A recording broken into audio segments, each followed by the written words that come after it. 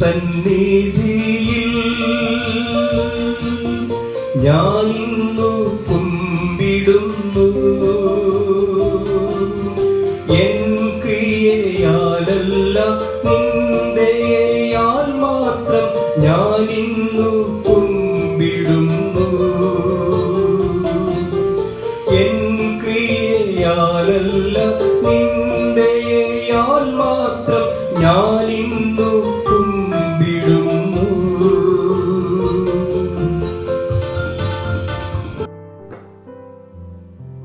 ദൈവനാമത്തിന് മഹത്വമുണ്ടാകട്ടെ. ഇന്നത്തെ പ്രഭാത ധ്യാനത്തിനായി 38-ാം സങ്കീർത്തനം 1-ാം വാക്യം. യഹോവേ, ക്രോധത്തോടെ എന്നെ ശിക്ഷിക്കരുത്, ഉഗ്രനീരസത്തോടെ എന്നെ ദണ്ഡിപ്പിക്കരുത്. ദാവീദ് തൻ്റെ കഷ്ടപ്പാടുകളെയും പാപത്തിൻ്റെ അനന്തരഫലങ്ങളെയും ഈ സങ്കീർത്തനത്തിൽ വിവരിക്കുന്നു. ദൈവിക ശിക്ഷയേക്കാൾ ദൈവത്തിൻ്റെ ക്ഷമയ്ക്കും കരുണയ്ക്കും ദാവീദ് പ്രാർത്ഥിക്കുന്നു. കഷ്ടപ്പാടുകൾക്കിടയിലും ദാവീദ് ദൈവത്തെങ്കിലേക്ക് തിരിയുന്നു. അവൻ്റെ കോപവും ശിക്ഷണവും നിയന്ത്രിക്കുവാൻ അവനോട് അപേക്ഷിക്കുന്നു. ദൈവത്തിൻ്റെ ഉത്തരത്തിനായി ദാവീദ് കാത്തിരിക്കുകയും ചെയ്യുന്നുണ്ട്.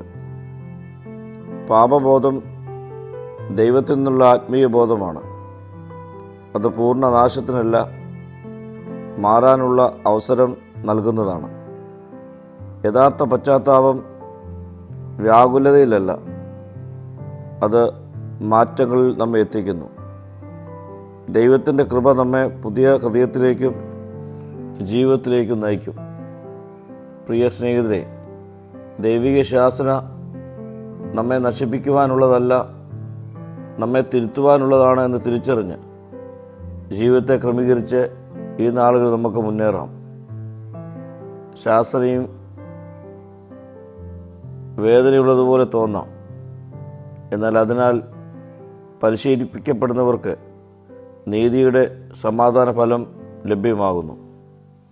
പ്രാർത്ഥിക്കാം. കർത്താവേ, നിന്റെ ശാസനയിലൂടെ എന്നെ ശുദ്ധീകരിക്കുകയും പുതുമനുഷ്യനായി രൂപപ്പെടുത്തുകയും ചെയ്യണമേ. മഹത്വം നീ എടുക്കണം. യേശുവിൻ്റെ നാമത്തിൽ തന്നെ. ആമീൻ.